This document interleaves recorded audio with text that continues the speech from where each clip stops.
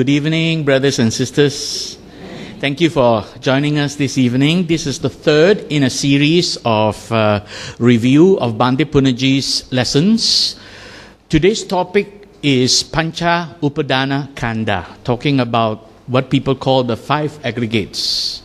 But Bhante calls it the five constituents of the process of perception. And in the sutras, it is actually referring to it in many places as Pañcupādānakkhandhā, because it is talking about clinging on or personalizing these five constituents of process of perception, or personalizing the Pañcakhandha. Now, the first couple of slides are not in the notes. It's not so important. I just very quickly run through to show you why I'm doing this. Some people are asking, do we need to know what is Pañcakhandhā? Pañcakhandhā basically refers to environmental activities stimulating our sense organs and then giving rise to the awareness of the environment, perceptions arising. And then we begin to be aware of objects and then start to identify it. So Pañcakhandhā refers to that process where from the moment light enters the eye, then it triggers a chain reaction where we begin to have a mental image of what we have just seen. So that is Pañcakhandhā. What comes after is interpretation of what we see and so on, and that we have already talked about in the first two review. So today we will just focus on this, specifically this process of perception. What is important is this Pañcupādānakkhandhā is mentioned in the Four Noble Truths. And in there, it is a very important part of why we are suffering. So in this Four Noble Truths, there are four things that are mentioned by the Buddha. Now, I'm using Bhante's translation here. Right? So, dukkha, Bhante calls insecurity. So, the insecurity of life that we are always experiencing, that is dukkha. And there's a reason why this insecurity arises. And the reason is that we are always dreaming of existence. We are always having the delusion that we exist. Bhava tanha, craving for existence. So that is the core of it. And then, of course, the good news is that it can be ended by awakening from this dream of existence, and the Eightfold Way, Bhante calls it the supernormal Eightfold Way, is the way that leads us to awakening from this dream of existence.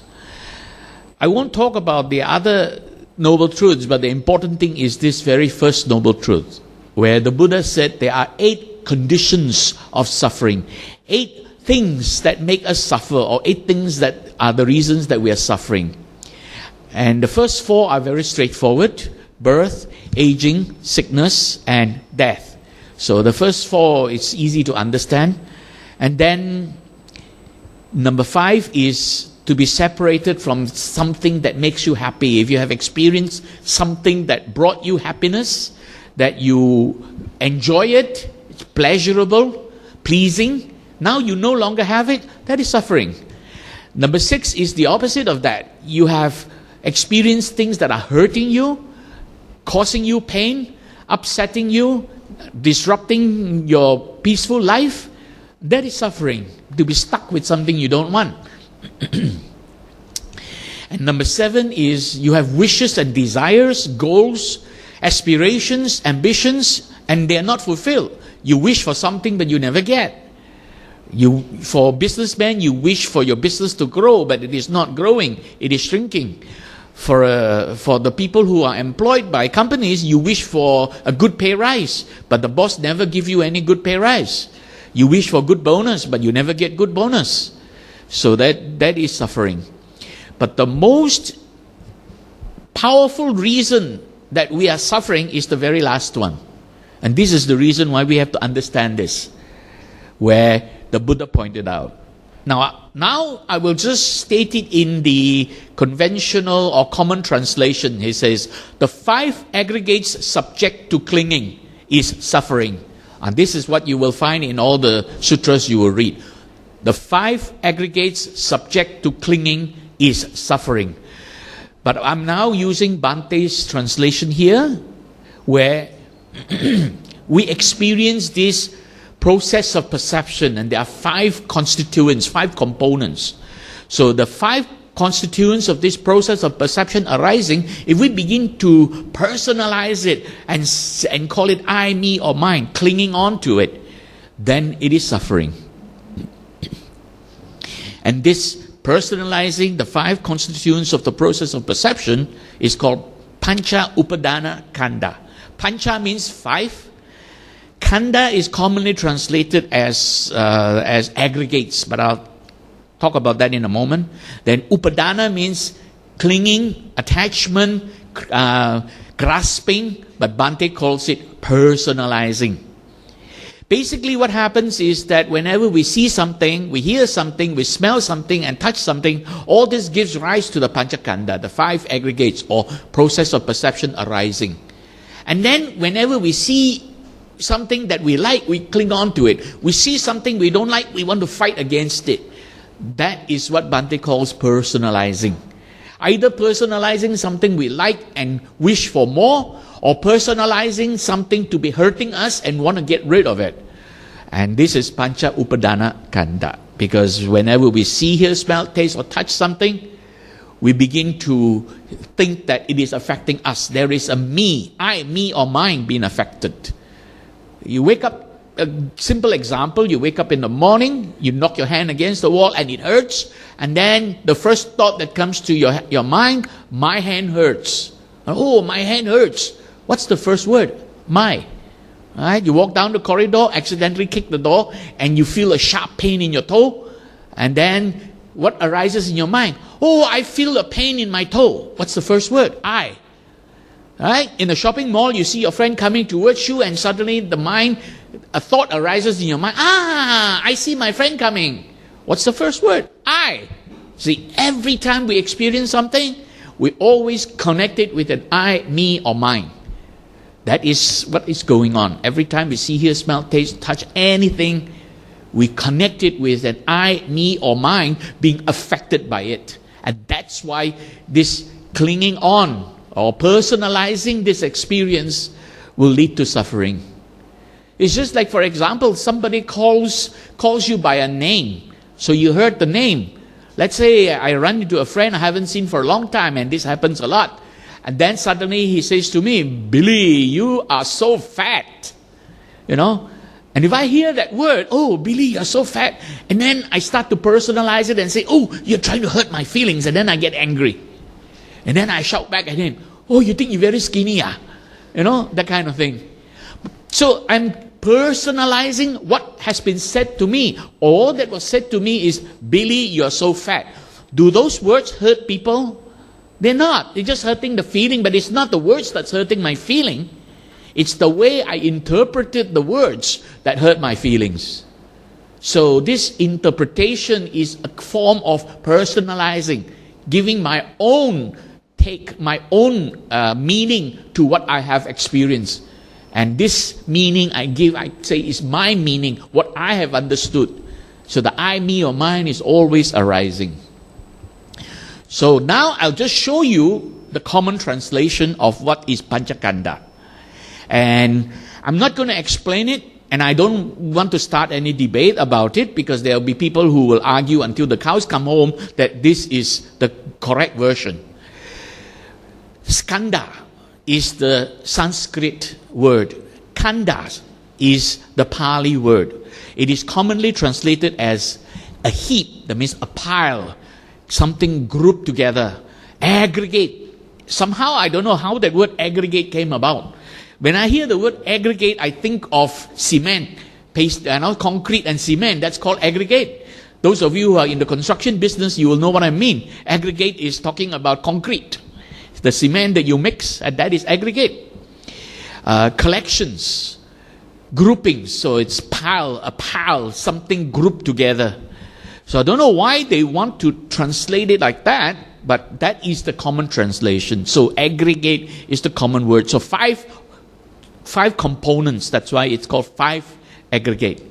The first component is rupa. And very sadly, we have talked about it many times, so I won't explain further, but it is translated as matter, object, materiality, body, corporeality. Funny word. So all these refer to something physically that exists.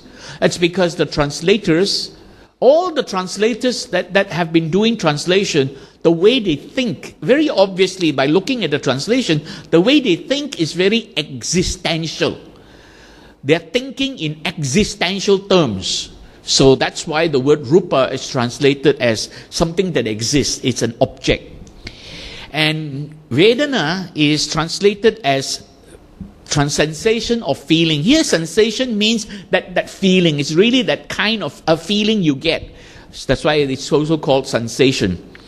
And it is the sensory experience of the object, whether it is pleasant or unpleasant or neutral. And then sanya is translated as perception. Now, this is the common explanation here. Sensory and mental process that registers, recognizes, and labels. Now, I'm going to explain later on, sanya does not recognize, does not label. The recognizing and the labeling is done by the mano. So here, the explanation is by itself flawed. It's incorrect. Just as the word rupa about translated as object. Sanya translated as something that where you recognize and then you label. I'm going to show you sanya is not that. Sanya is a very low level sensation. Sankhara. Sankhara is mental formations, but sometimes it is not only mental. Right? So it's basically construction activities or constructing activities. And it condition things. And now up to that point, it makes sense. But beyond that point, it doesn't make sense anymore. It starts to talk about volition. Volition means having some intention, cetana, having an intention to want to do something. But that's not what sankhara is. But they translate sankhara as creating karma. That's why it's karmic activities, karmic construction, constructing karma. But Bhante explained this is not. This is a mental construction. The construction is happening in the mind. Karmic construction is what you do. So it's to do with the body, right? It's to do with intention. But here, it is happening without intention. And finally, producing consciousnness, according to their translation of the word vijnana. You will hear later on, I will explain to you, Bhante pointed out that there are there are altogether 6 types of vijnana. The first 5 are not consciousness. The last one is. That is mano vijnana, the mental vijnana. That is consciousness. But the first 5 are perceptions. So this is translated as consciousness. And discrimination or discernment. Awareness of an object and discrimination of its components and aspects. Okay? So this is the common translation. Now, from now on, I will refer to what most translators translate. I will call those common translations. So I'm going to use the term common translation. And if I put it in notes, I will put the reference C.T. CT means common translation. So when you see it appearing, it means what most of the translators translate. That's why it's called common translation.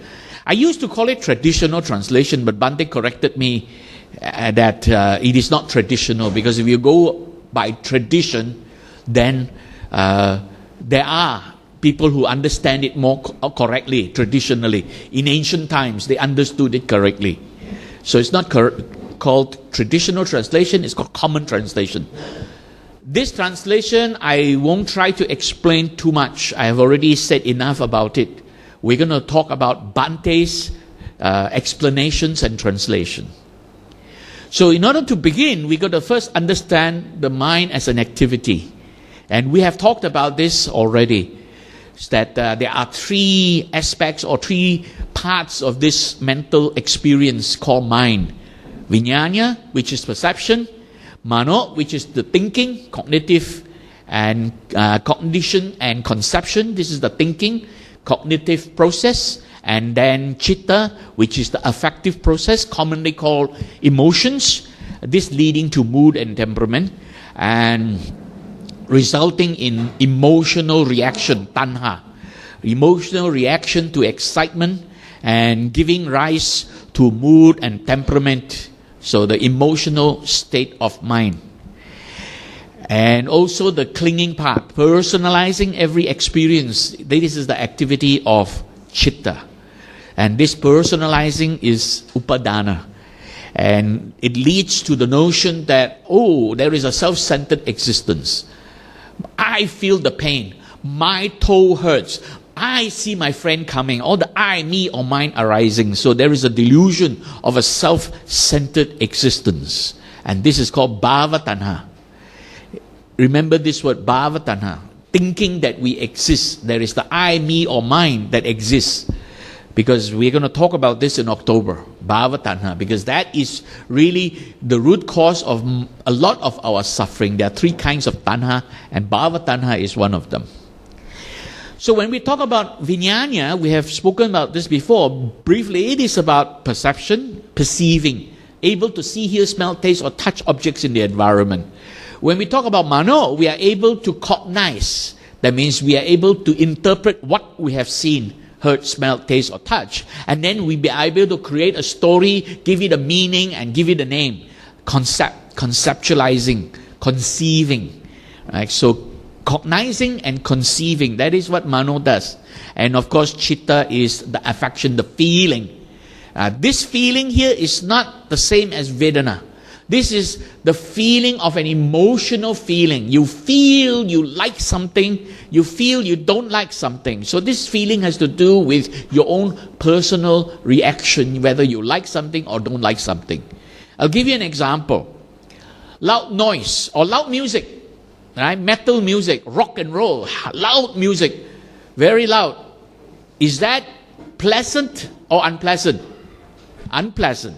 So the Vedana is unpleasant. And when we hear it, of course, it causes us to feel uncomfortable.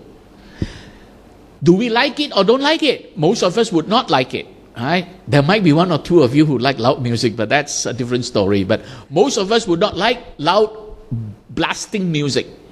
So the feeling here is, I don't like it. But the Vedana is also, it is unpleasant. But then, ask your teenage children, or teenage brother, or teenage nephew, who like to play loud music. Do they like loud music? Oh, they like it. It's not pleasant. So this feeling is about them liking it. This is the reaction. This feeling comes from your tanha, your reaction. So liking and disliking is tanha, your emotional reaction. You like something, you want more of it. You don't like it, you want to get rid of it. It comes long after Vedana. So this feeling here is not Vedana. Unfortunately, in English language, there are no different words for these two kinds of feelings. It's still called feeling. Commonly, feeling is associated with emotions. So we have to be aware, when we talk about Vedana, that feeling is not emotional. That feeling is the raw feeling of your central nervous system. I will explain to you later on in a very scientific way. So today's sharing is very, very scientific. And then, of course, we begin to react. We have this urge. That's why it's called emotion.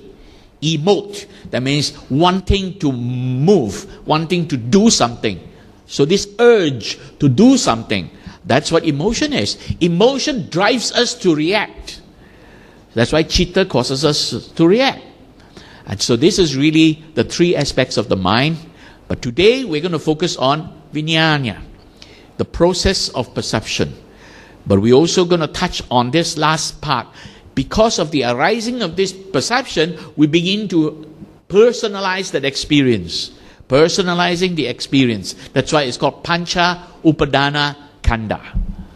Pañcupādānakkhandhā. Now, I'm not going to pronounce this word, but when they put it all as one word, they remove the A after the Pancha. Pancha means 5, Upadana means personalizing, Kanda means these 5 constituents of process of perception.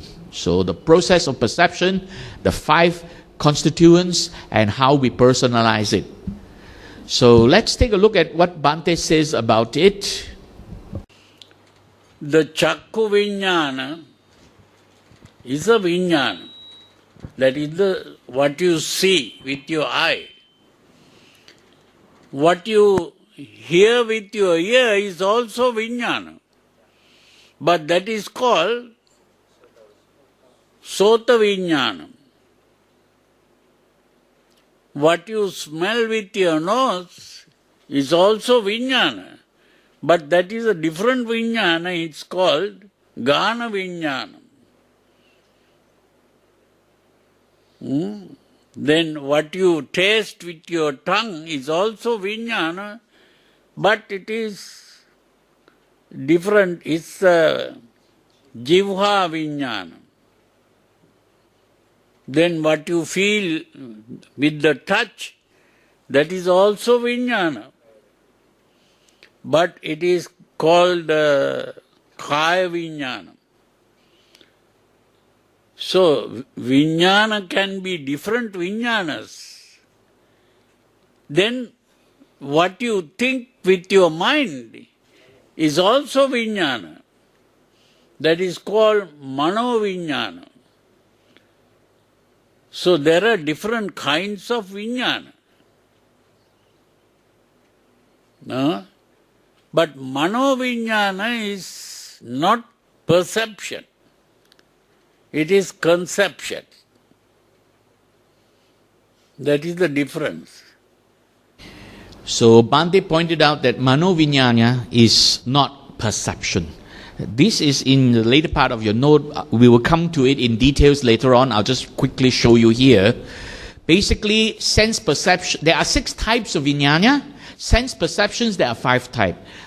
Eye perception, because we're able to see. Ear perception, so that we're able to hear. And this is the nose perception, so that we're able to smell.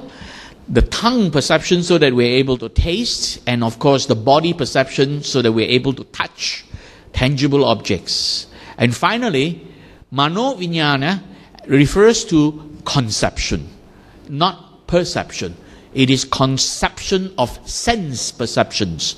That means number 6, Mano Vijnana puts the 5 of them together collectively, and that putting it all together, creating the awareness of what you have experienced, that is conception.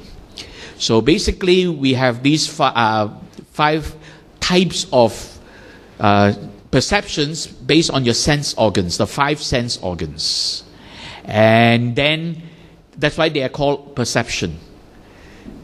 What was perceived by the sense organs. And then, put together by the Mano Vijnana, and creating the awareness of that experience, what we have seen, heard, smelled, tasted, and touched, and able to interpret it, and that is conception, conceiving. This is what was recognized by categorization of what was perceived. So this is Mano Vijnana. So remember now, Mano Vijnana is conception. You could say it's a kind of consciousness. I will talk about this in detail. So that could be the only one that you could call consciousness, but the common translation for Vijnana is consciousness. But for the 5 physical senses, the Vijnana from the 5 physical senses is not consciousness. There is no consciousness. It's just a sense organ. Sense organs are not conscious. Right? The reason why, as I pointed out earlier on, we need to understand this is because we have to investigate our cognitive experience. Every time thoughts arise, we have to investigate it, and that investigation will lead us to better understanding, full comprehension of the realities of life, about what the 5 constituents of process of perception is. And this investigation is part of the Satabhujanga, which helps us to cultivate vipassana. Because the Buddha pointed out that the part where we are able to gain full comprehension of the realities of life is the practice of Satabhujanga. And this is investigation of cognitive experience in the Satabhujanga. Let's see what Bhante has to say about this process. When you begin to become aware of the process of perception, you begin to analyze the process of perception.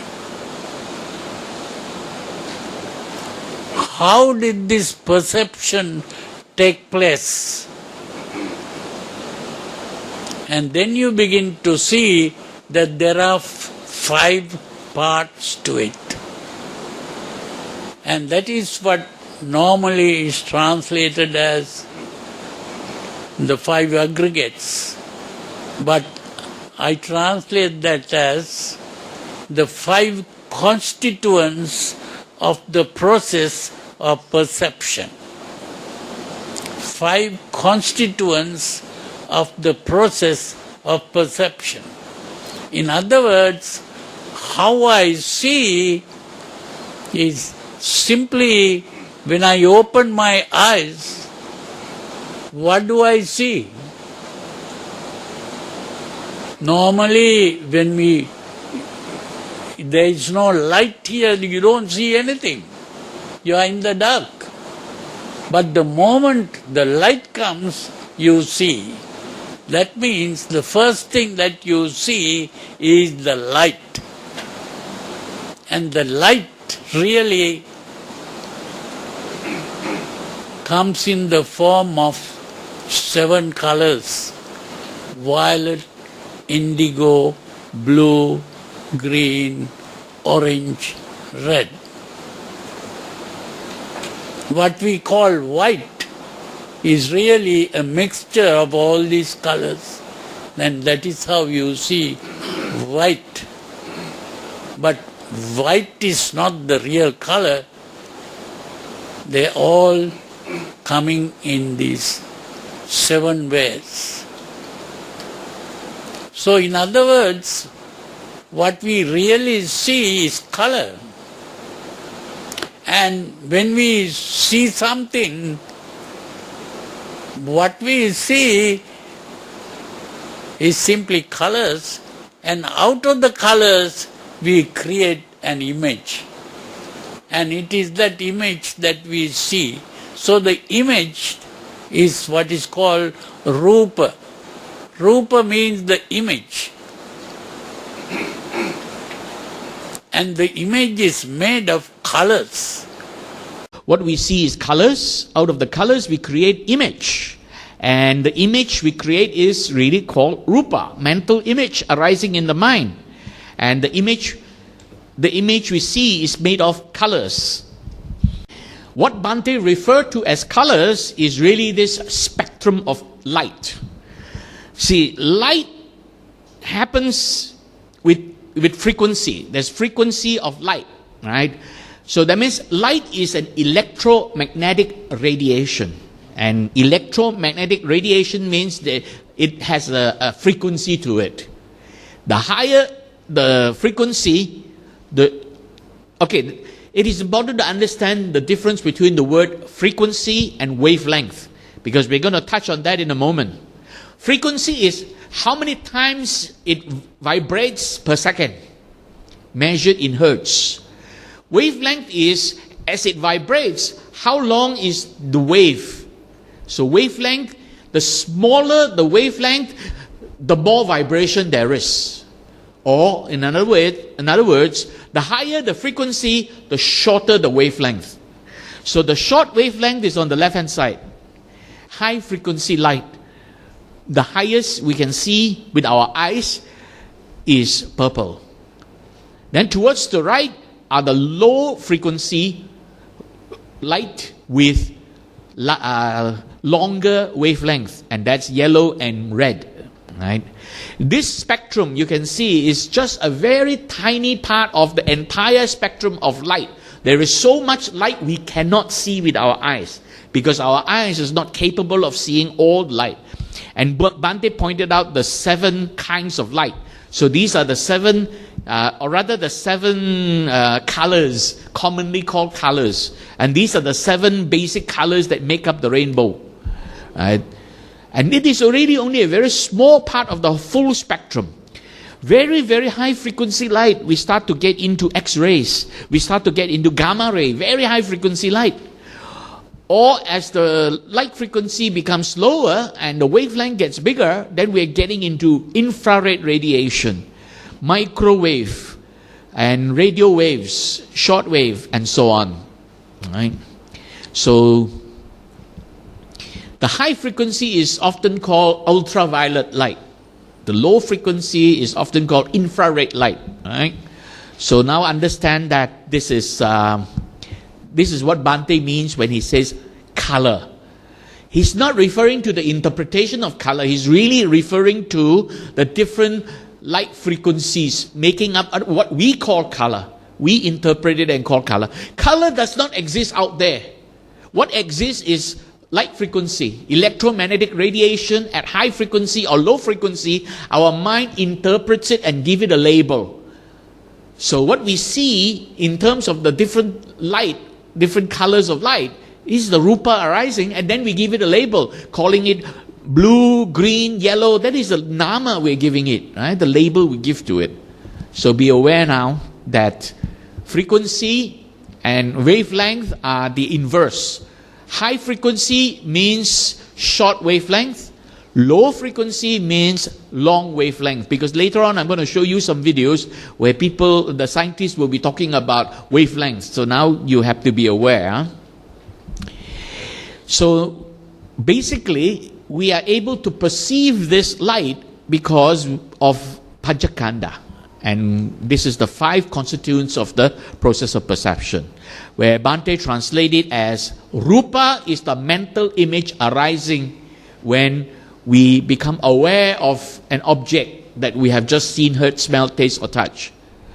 And Vedana is the feeling, and Sanya is the sensation. Vedana and Sanya always go together. They are inseparable. You cannot have Sanya without Vedana. You cannot have Vedana without Sanya. I'll give you an example. You hit your hand like that. The striking of the hand is stimulating the touch receptors. The stimulation of that touch receptor is producing Sanya. At the same time, when you hit your hand, you feel it. Whether you feel there's a pain or there's no pain, you feel the sensation. This is also the reason why Vedana is sometimes translated as sensation.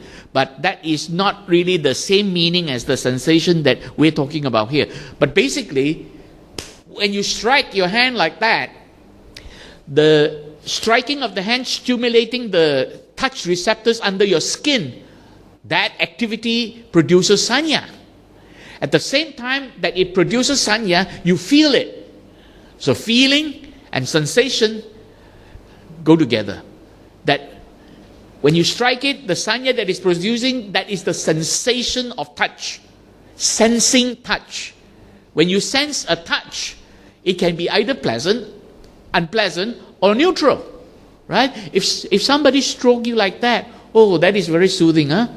Somebody hit you like that, that is very painful, unpleasant, is it? Or if it's just like that, then it's neither pleasant nor unpleasant, right? So that feeling here is the feeling of the sensation, whether it is irritating to your central nervous system. That is the important point. Feeling here is whether it is irritating or soothing your central nervous system. You see, your nerves, all the nerves in your 5 sense organs, they are part of a complete system called the central nervous system, where you have sense organs carrying the nerves carrying the information, the impulses to the brain, and then the brain processes it. The whole system there, from sense organ all the way to the brain, that is your central nervous system, right? And then when it arrives at the brain, there is a process of putting it together, constructing it. I will explain this later on, right? And that construction is sankhara. Then producing an awareness of object. That is vijnana, perception. So this is really the translation. And with that awareness, a mental image arises. Some of you may be wondering, why is Rupa appearing first? There was also a question I asked Bhante.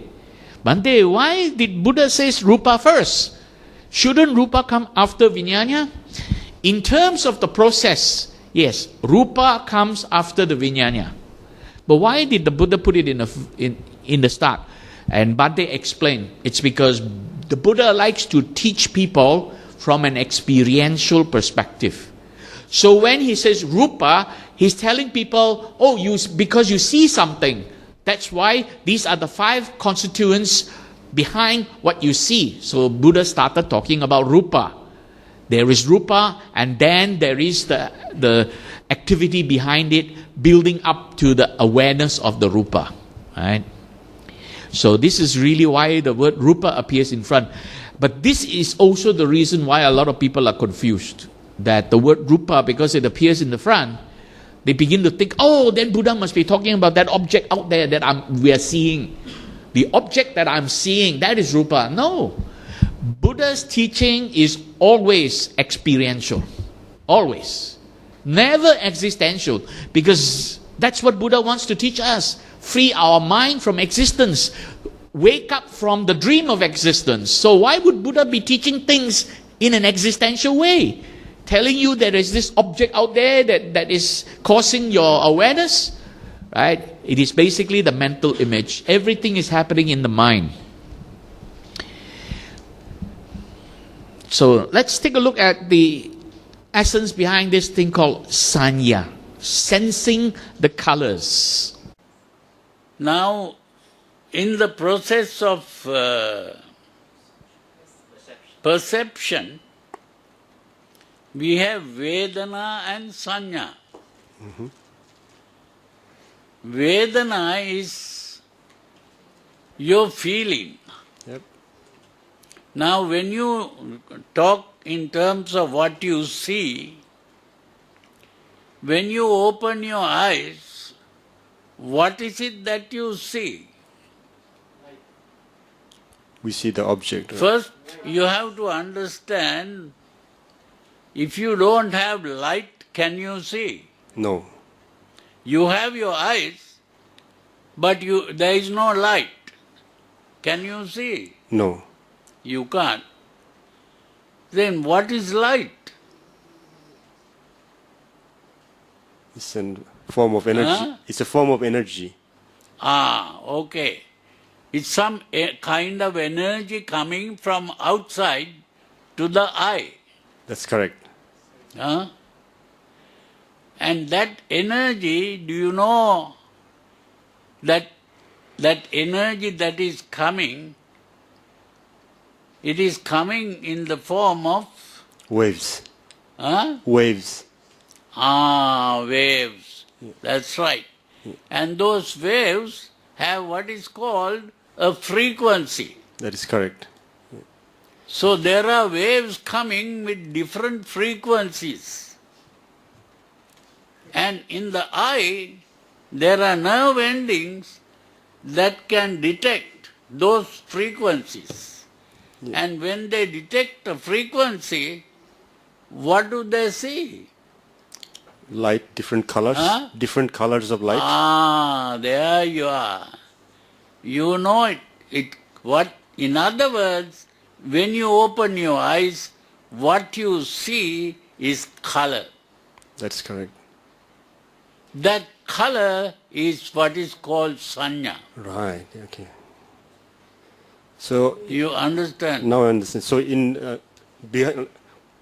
so the nerve translates that color into an image in the brain. Nerves will translate, the nerves will carry those signals, the color signals in the brain and combine to an image. It creates the image. The image that you see is created by the colors that you see. Right, Bhante. That creation part is Sankara. Sankara, okay. You understand? Now I understand, yeah. Bhante was answering the Bangladesh devotee, Brother Saikat. He was here during December. This was the December retreat. So that's why you have a lot of question-answer going on. Okay, Bhante spoke about sanya, sensation of colors. That means you're sensing colors. Sanya is really sensing light stimulations, carrying that signal to the brain, and then the brain will process it. Up to that point, sanya does not think, does not interpret. So, Bhante spoke about Vedana. We'll come to Vedana in a moment, but he mentioned briefly Vedana to start off with. And then he says, when we open our eyes, what do we see? We see light. And the energy, this is the energy from the environment stimulating our sense organs, coming in the form of waves of frequency. And the waves have different frequency, as I pointed out. Long wavelengths is low frequency, short wavelength is high frequency. So the eyes has nerve endings in the retina able to sense and detect different frequencies, sensing the different colors, so to speak. Right? I will explain this in very detail later on. How the eye, these light sensitive nerve endings sense the different frequency and how they behave accordingly. And nerves will carry the impulse into the brain. This impulse is the stimulation of the nerve endings by the light entering the eye. So here we're talking about the seeing. The reason why we use seeing as a way to explain this is, firstly, it is the most complex of all the 5 senses we have. Seeing is the most complex. So nerves carry these impulses, and impulses are produced by stimulation of the nerve ending by the light. And these impulses are carried to the brain, and then the mind begins to interpret the color. Certain frequency we call red, certain frequency we call blue or green or whatever. So basically, sanya is referring to the sensing of these light waves striking the light sensitive nerve endings or cells, neuron cells. And they are all at the back of your eyeball in the retina area. We'll come to that in a moment. So sanya is sensing light, or Bhante calls it colors. That's why it's called sensation, not perception. Sensing light. Nothing has been perceived yet. It's just aware of light. That's all. Sanya is the awareness of light. That's all there is. So we have 5 sense organs. The eyeball and the optic nerves will carry the impulse to the brain. We also have ear, and the auditory nerves will carry the impulse to the brain. And then we also have the nose, and the olfactory nerves will carry the impulse to the brain.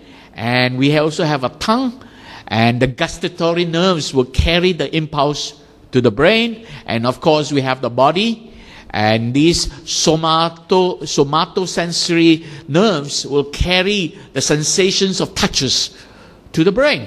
Right? Now I'm about to play what the scientists are saying about this, so pay attention and take note. Sensation of color. So here is the scientist's interpretation of what we would have called sanya and vedana. Some scientists claim the simple act of seeing a color triggers a spontaneous reaction in the nervous system. This is automatic. It isn't caused by any association, but by the wavelength of the color. Objects reflect light at different wavelengths. Our brain interprets these wavelengths as different colors, from blue, the shortest wavelength, through green and yellow, to red, the longest.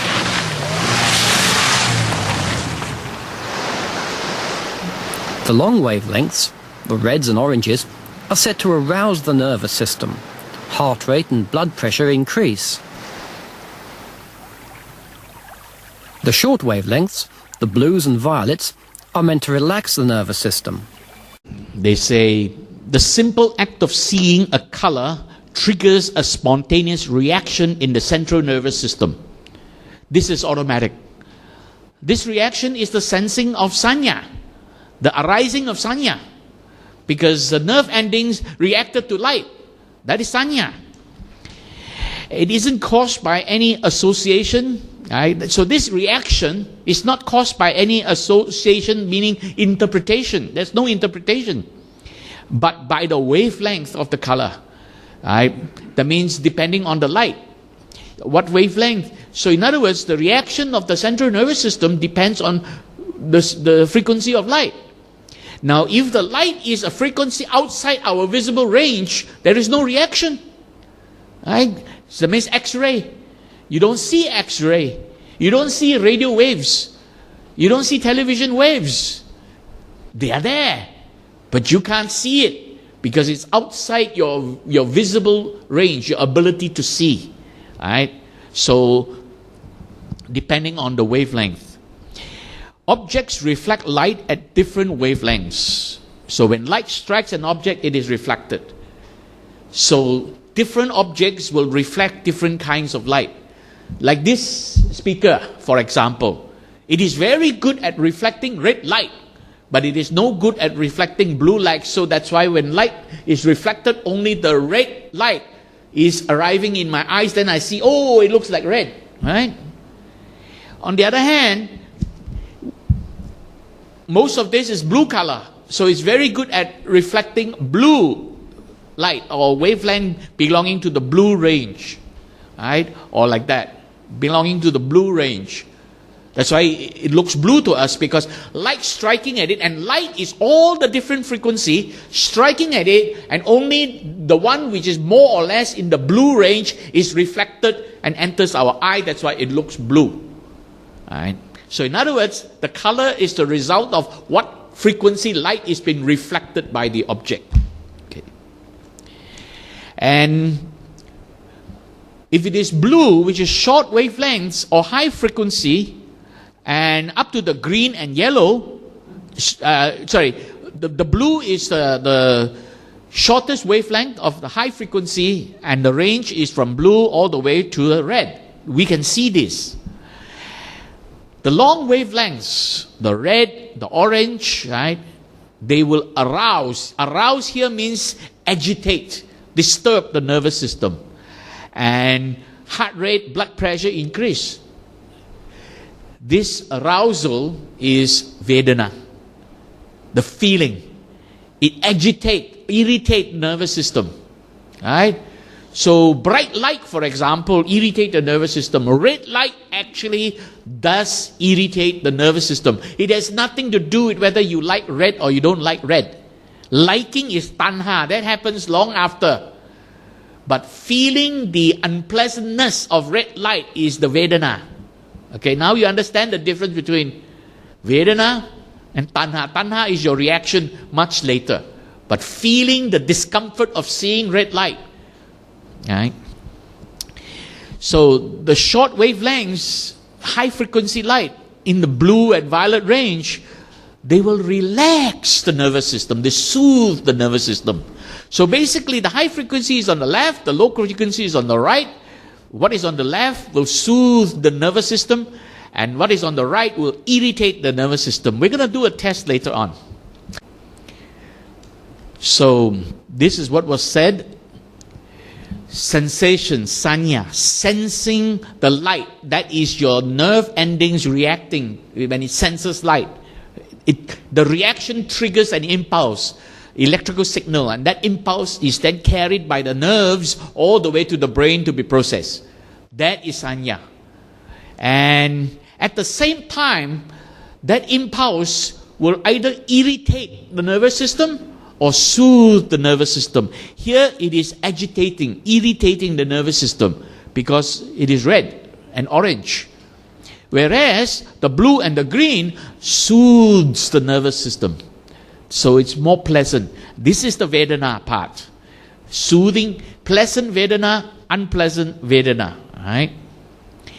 And white light, which is not too bright, that is neutral basically. Generally, when we see white light, it is quite neutral.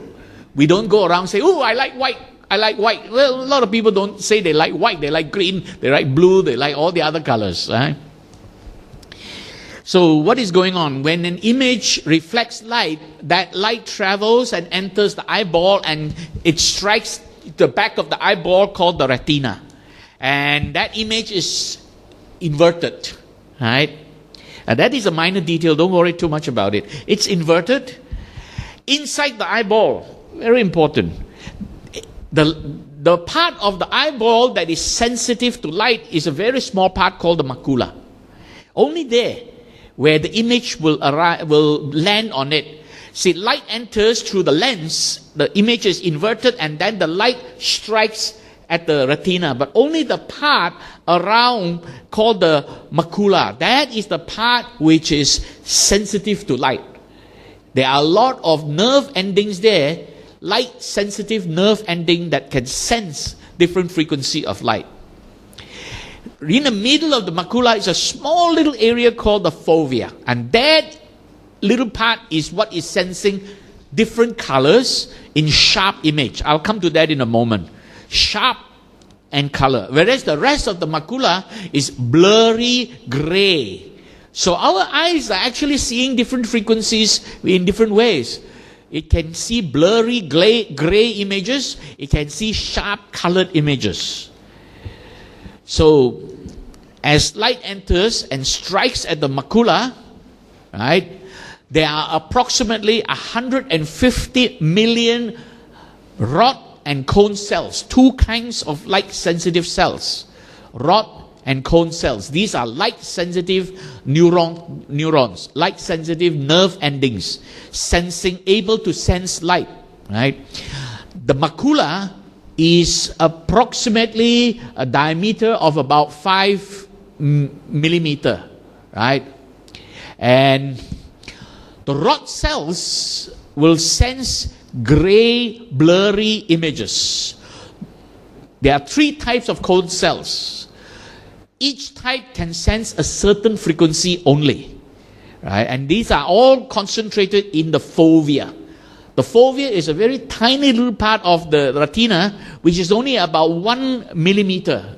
Just 1 millimeter, that's how small it is. So it's only in this part of the retina that it is able to sense sharp colored images or sharp colored light. So 3 types of cone cells. So there are 2 different categories of cells. The rod cells, only blurry, not sharp, blurry gray images, no color. Then the cone cells can sense 3 specific colors. Cone cells sense these specific colors in sharp focus. Right? And they are the red, green, and blue. In other words, when light enters the eyeball, it is only sensing red, green, or blue. And all the colors you see in the world, the millions of different colors, is a combination of red, green, and blue in different proportion. And each cone cell, each individual cone cell can only sense one specific range of wavelength. Either the red range, or the green range, or the blue range. A red range, cone cells cannot react to any light that is in the blue or green range. Similarly, cone cells that is sensing green light will not react if there's red light only coming in. So in other words, they will only react to specific range of colors. So you can see that it's picking up one bit of light at a time. There are millions of them, 150 million. And in the fovea, that is concentrated with the cone cells. Therefore, each cone cell is only picking one dot, one pixel. So in other words, when you think you see a picture, you're really seeing a lot of pixels. You know what is pixel? Yeah, if you have a dot matrix printer at home or an inkjet printer, you will know what I mean by pixel. If you don't, you take a magnifying glass. If you have a computer that prints out color on your inkjet, use your magnifying glass and take a look, and you will see the beautiful color picture is made of little dots, and each dot is one specific color. Okay, that is a pixel.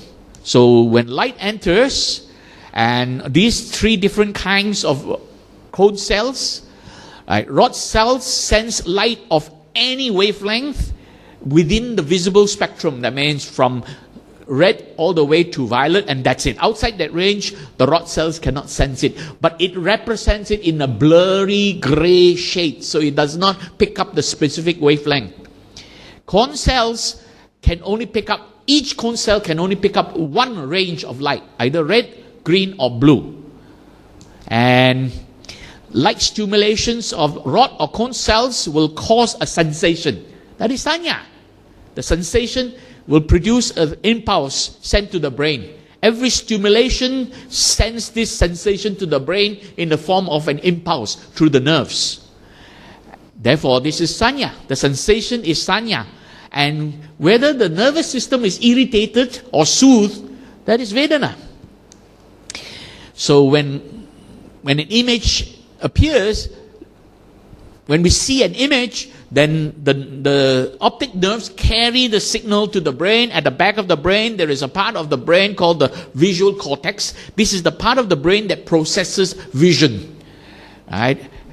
And sanya and Vedana travel through the nerves. So sanya is the sensation, the impulse. Vedana is whether it is soothing or irritating. Right? So therefore, what we have covered now is sanya and Vedana. Right?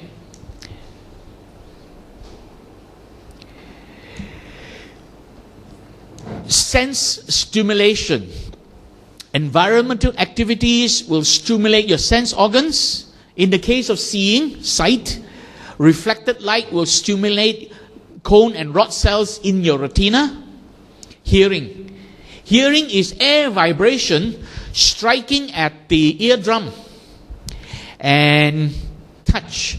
Touch is basically pressure, temperature, vibration, shaking, or chemicals reacting with receptor cells underneath your skin.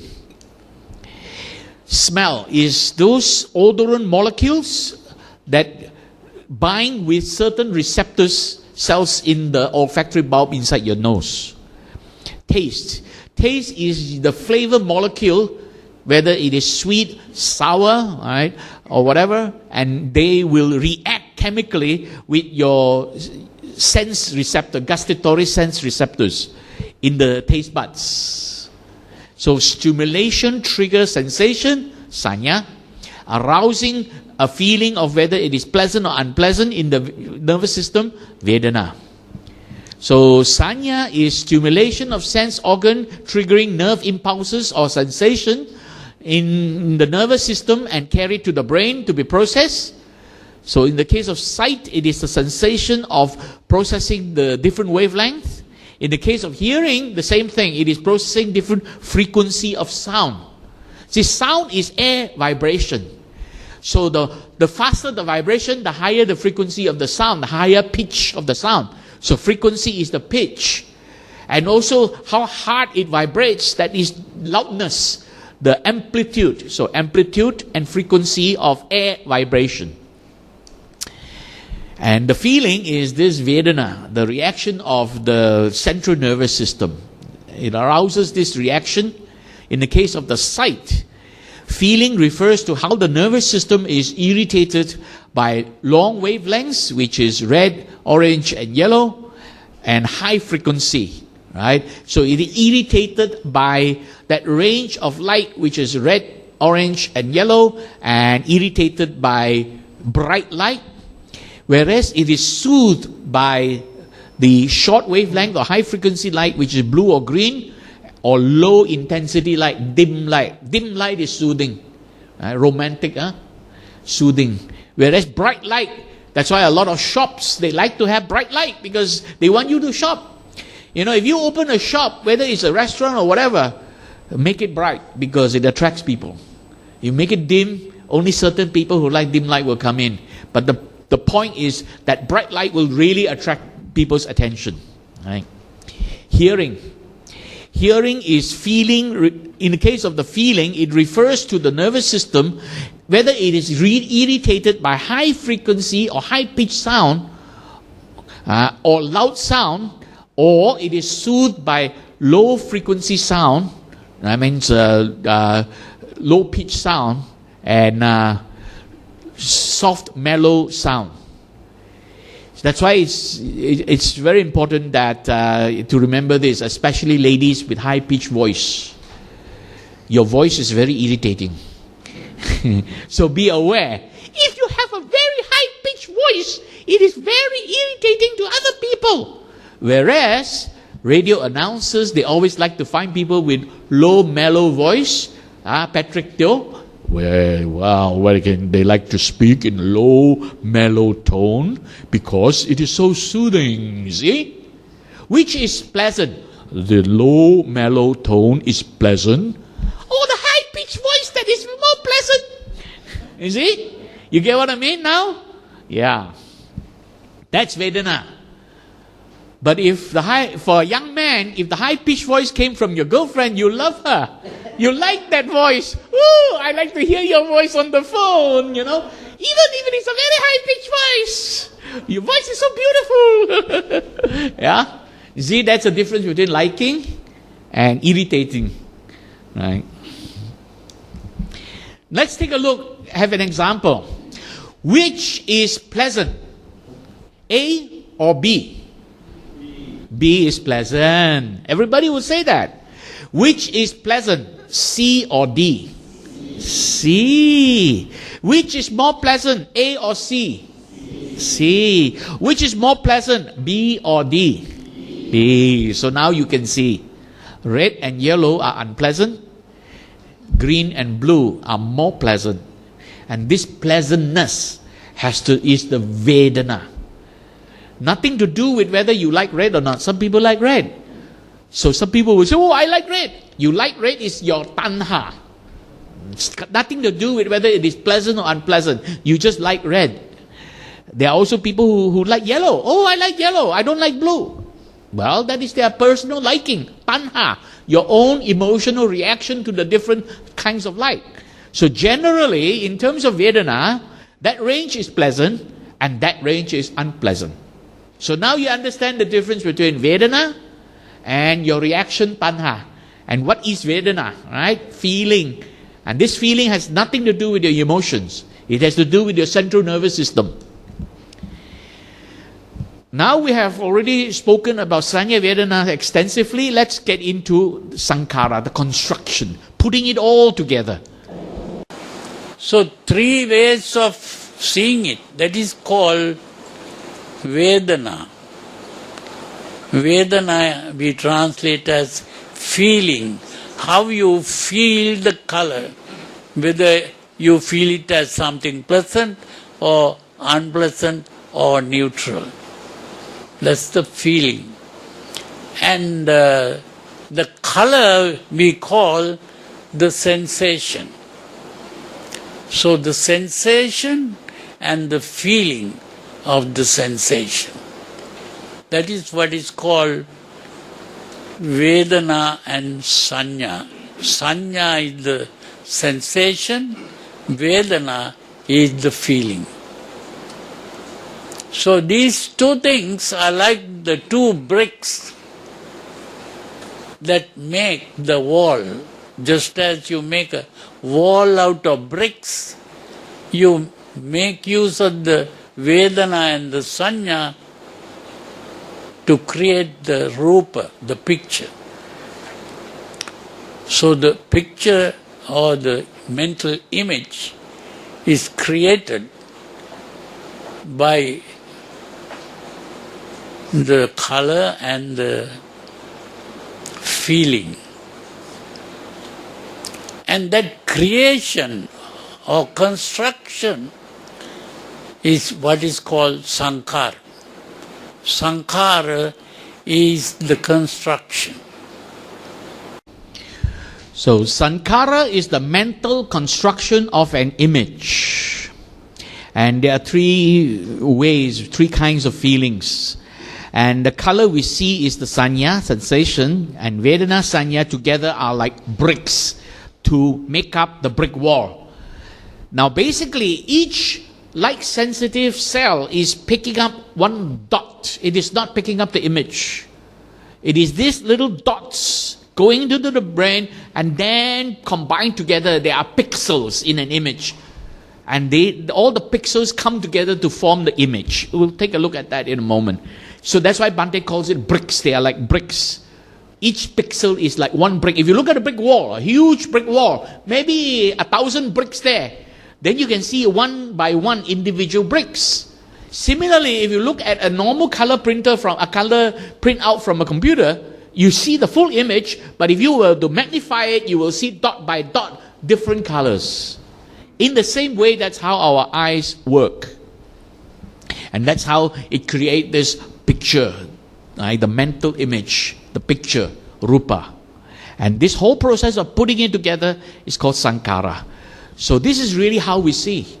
We see dots, pixels of different colors. And they are like bricks in a wall. So they are then put together, then it all comes together as one big picture. That is the sankhara process that is doing that. So sankhara is the process that does it all together. Now I'm going to show you what the scientists are saying about this. So pay attention. I'll show you the full one, then I'll show you in small parts later on. Very interesting. Many of you would not have known this, but you can see this. Very, very interesting.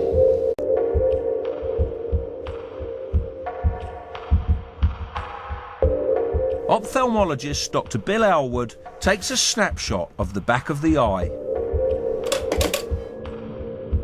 What you can see here are blood vessels running over the surface of the retina, and beneath them are light-sensitive cells, which allow you to see. Lining the inside of each eyeball, there are over 100 million light-sensing cells. But only the bigger cone cells see in colour. And amazingly, only in one tiny area of each eye are there enough of these cone cells jam-packed tightly together for sharp colour vision. Most of the retina gives you vision which is quite blurry, apart from this very small area in the middle. Just that smudge that we can see there. This little smudge here that gives you really fine, detailed vision. And that bright spot is even odder, an area which is completely blind. That's where all the blood vessels come in and out, and where all the optic nerve fibres go back to the brain. And there's so much going on there that there aren't actually any light-sensitive cells in that area, and that corresponds to your blind spot. So it is a very odd design. So if our eyes are designed with a blind spot and a mostly blurred image, how do we see the world in such intricate detail and vivid colour?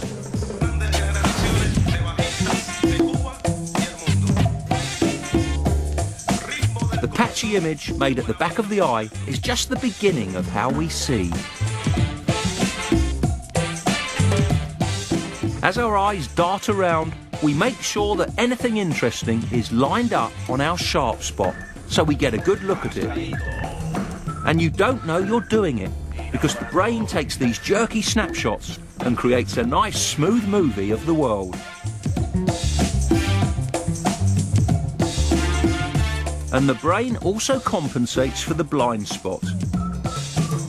Because our eyes give us slightly different images, we can combine them to give one complete picture.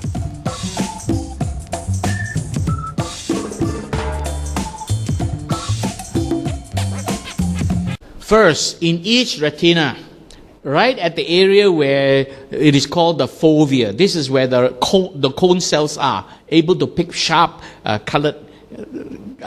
colors in sharp focus. Outside, in the rest of the macula, that is the rod cells which will pick up blurry grey images. So each light sensitive cell is picking up only one dot, and 150 million of them there. And light of frequency, let's say the frequency, for simplicity's sake, 1000 hertz, that means 1000 times per second. So 150 million rod and cone cells are picking up 1000 striking at any 1 second and carrying these nerve signals to the brain. Imagine how many billions of impulses are being carried every second. 150 million, 1000 striking 1 second. 150 million times 1000, 150 billion. So 150 billion impulses go to the brain from one eyeball. 2 eyeball, 300 billion impulses go to the brain per second to be processed by Sankara. That's what it is. So your eyeball does not see the whole image. It is actually, without you realizing it, your eyeball is shaking all the time. Your eyeball is never still, never ever still, whether you're awake or you're asleep. It's shaking all the time. And when you look at something, you are not seeing the whole picture. It is shaking, picking up bits and pieces from the entire picture, little bits and pieces all over the picture. All these go to the brain. Billions and billions of them being picked up. If you don't believe me, ask yourself right now. Be attentive. Be mindful of what you are seeing. Look at this whole thing. When you're looking in the front, you can see starting from that table right up to here. Is your vision looking at all these at the same time? Or your eyes are only focused on one of the object at any one time? Are you focused at the whole object here, the whole thing here between the two tables? Okay, we don't go very far. The end of that projector to the book here. Are you focused at the whole thing here in one go? No. You don't realize it. Your eyeball is darting millions of times. Now many of you are only knowing this for the first time, huh? Your eyeball is shaking like nobody's business. No matter how still you are focused on something, your eyeball is shaking. That it is. That's why there is a meditation where people are trained to look at the candle and very focused at one dot there, so that we try to train the mind to be aware of being still, right? But the eyeball is never still. It's always shaking, picking up bits and pieces of the whole image here. You are seeing the whole image, even me. You are not seeing my whole face in one go. Ask yourself, are you seeing my left ear and my right ear at the same time? Sharp focus? No. Darting between the two ears. And along the way, you pick up my nose, my eyes, and then the Sankara will produce the image. Oh, that's Billy Tan. But you're not focused on Billy Tan's face at any one moment, right? So I think now you get it, huh? So the rod and the cone cells. What you can see here are blood vessels running over the surface of the retina, and beneath them are light-sensitive cells, which allow you to see. Lining the inside of each eyeball, there are over 100 million light-sensing cells. But only the bigger cone cells see in colour. And amazingly, only in one tiny area of each eye are there enough of these cone cells jam-packed tightly together for sharp colour vision. This is a cone cell. It is able to pick up one pixel, one dot, sharp colored dot. Not even the image, just one dot in the whole image. These are rod cells, blurry. They are picking up light in a blurry way, no focus. The focus is here on the surface of the cone, the larger ones. 150 million in each retina, and the rod cells will sense only grey blurry, and the cone cells will sense sharp colored, specific colors, red or green or blue. Everything is made up of these three basic colors, red or green or blue. That's it. We are able to see only these three colors. Right?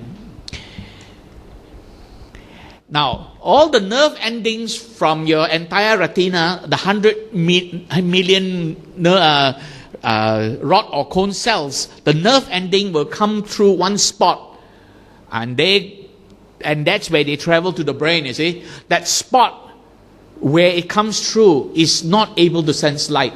That's why they call it the blind spot. Right? So the blind spot is because that is the point where all the nerves come together and flow out of the retina, coming out of the retina, going to the brain, the optic nerves. That particular spot is called the blind spot. That's why all of us have a blind spot. Most of the retina gives you vision which is quite blurry, apart from this very small area in the middle. Just that smudge that we can see there. This little smudge here that gives you really fine, detailed vision. And that bright spot is even odder, an area which is completely blind. That's where all the blood vessels come in and out, and where all the optic nerve fibres go back to the brain. And there's so much going on there that there aren't actually any light-sensitive cells in that area. And that corresponds to your blind spot. So it is a very odd design. So you can see that this is the blind spot, this is the sharp focus. So it is darting around at any one time. It's picking up, this is the fovea, picking up all the dots of the different colors, all the pixels, sharp focus colored vision, and this is the blind spot. Blind spot is not able to see, but because it's darting around, picking up the whole image in bits and pieces, it's able to compensate for the blind spot. So where it was blind one moment, because the eyeball is scanning around, it now scans that blind area.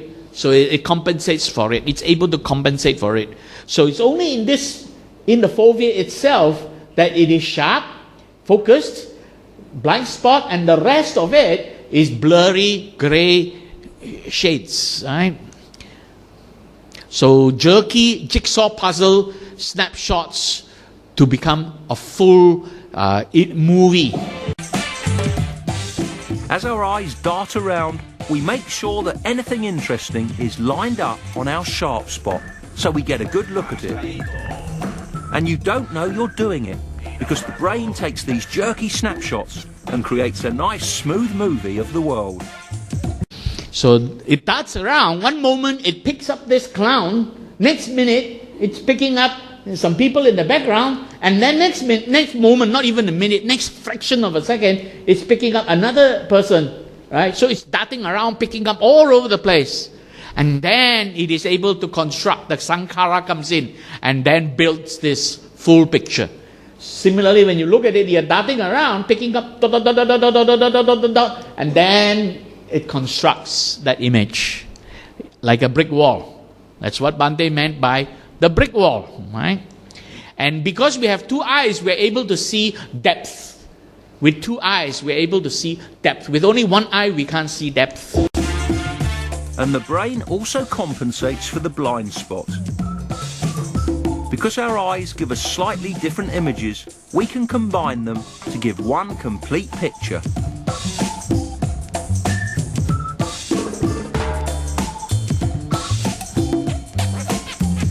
So I hope now you understand Sankhara is the construction of all these dots.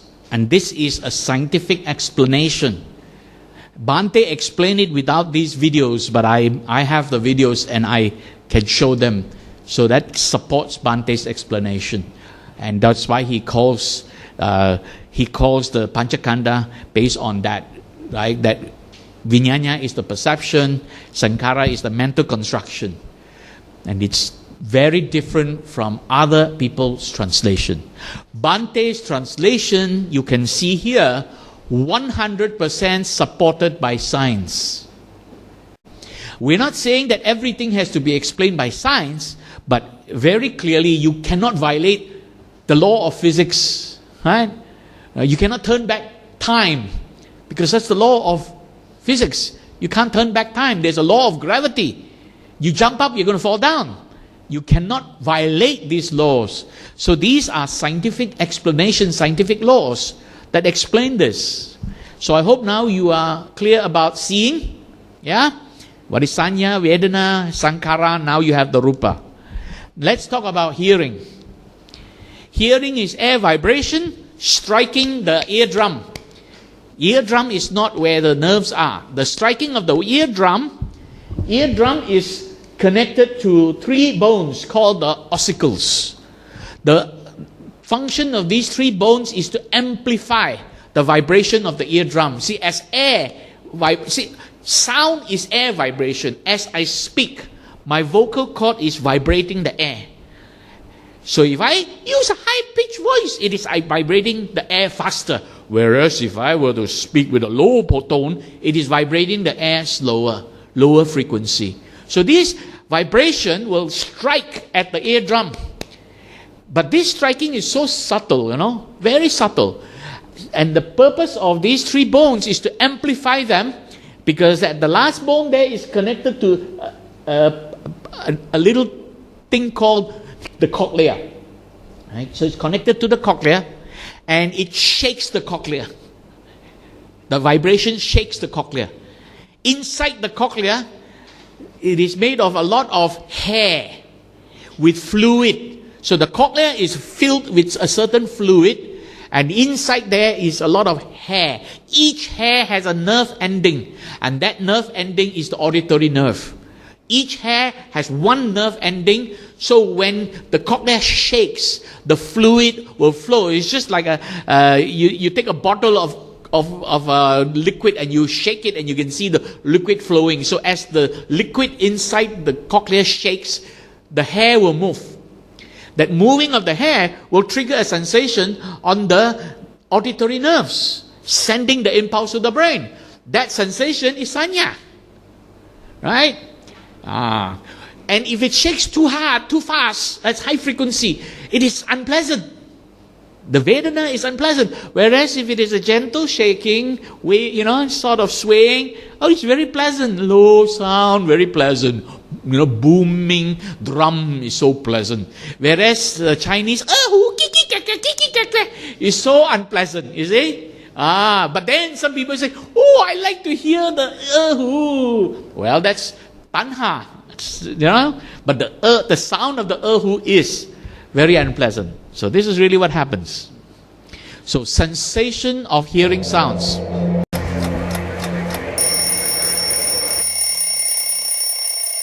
Sounds are just tiny movements of the air molecules around us, but our ears contain a wonderful system for detecting these faint ripples in the air.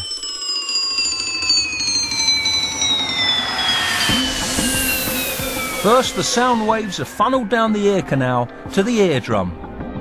If they were slowed down massively, this is what they'd look like. The moving air makes the eardrum vibrate. These vibrations are then amplified by 3 hinged bones. The bones are connected to a curled tube called the cochlea, which is full of fluid.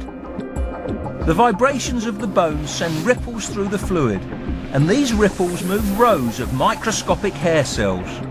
As the hair cells are bent, they send nerve signals to the brain, which then works out what the sound is.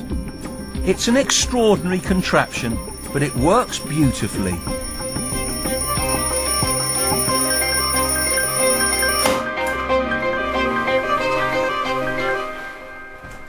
So basically, it's the hair inside the cochlea shaking because the fluid is moving it when the cochlea is being shaken by those 3 bones connected to the eardrum. So that is hearing, right? So I won't go much more detail, but we'll just quickly touch on touch receptors. There are different types of nerves that sense different things in touch. It can sense movement, right? Vibration. It can sense temperature, hot or cold. It can sense chemicals. It can sense pain. So you have sensing temperature, right? This type. Sensing vibration, the movement. sensing pain, it's a different kind of nerves, and then sensing pressure, right? Force. So there's also another type that on the surface that reacts to chemicals. It's not shown there, but it reacts to chemicals. So basically that is what Panchakanda is all about. And then the mental image of what you have experienced arises. And that is Vijnana.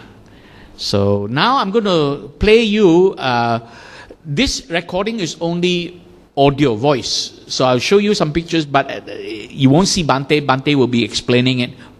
You can only hear the voice. The word Vijnana is not properly translated today by the British people who translated, like Rice Davids. It's mainly the translation of Rice Davids. There is a dictionary written by Rice Davids, and all the people who translate into English, they use that dictionary to find the words. But there are mistakes in those words, because if the wrong word is being used to translate the Pali word, we don't understand it properly. So the mistake here is what is called Chakku Vijnana. That means the understanding which is really a perception, eye perception, Chakku Vijnana. Sota Vijnana is the ear perception. Gana Vijnana is the nose perception. Jivha Vijnana is the tongue perception. Kaya Vijnana is the body perception. But when it comes to the activity of the brain, where all these things come and meet, that is called Mano Vijnana. The brain activity is called Mano. So when it comes to Mano Vijnana, the word that is used, not perception, it is conception. You see, Mano Vijnana is not a perception, it is a conception, which means we are thinking and forming a concept, an idea. So this is why today all the perceptions are called consciousness. So it is not correct. The word consciousness can be used only for the Mano Vijnana. Others are perceptions. Chakku Vijnana is a perception. Only Mano Vijnana is a conception. And that is where we can call it consciousness, becoming conscious. So this is very important to understand. And another important word that we can use in modern psychology, even the Mano Vijnana is what is called cognition. That Mano Vijnana, the modern word used in psychology is cognition. And it is the cognition that we begin to comprehend something like we recognize. Now when I look at this, we say this is a cup and the cup may be made of clay. All that is cognition. We recognize. When we use the word recognize, what are we saying? Recognition. Recognition is recognition. And how do we know that this is the cup? Because I have seen cups before, and I put this cup into that category of percepts. So I am categorizing what I see here by putting it into a category. And that is how I recognize this as a cup. If I have never seen cups before, I cannot look at it and say this is a cup. So this is why we have to be very careful in using the words. And some of these things have not been properly understood by the translators who translated these Pali words. This is why it has become necessary to give new translations. And that is what I am doing. That's why Bhante has to retranslate, but his is 100% supported by science. And basically what he pointed out is these are five different physical senses that we can sense the environment, then they are producing perception. But the mind, or rather the mano, is the part that puts it all together, and that is consciousness. So Vijnana being translated as consciousness is only correct when it deals with the mano part, not with the other five senses part. Right? And basically there are 6 sensory realms or sensual realms, and that includes the mano that puts it all together. Right? So when the mano puts it all together, it is called consciousness. And what each sense organ senses is a perception, and what mano is able to produce is the conception. So we have already basically covered mano and chitta in the first 2 sharing, and basically this is all I have about Vijnana. So that is really what Bhante was trying to say, and with that I end my sharing. Thank you very much.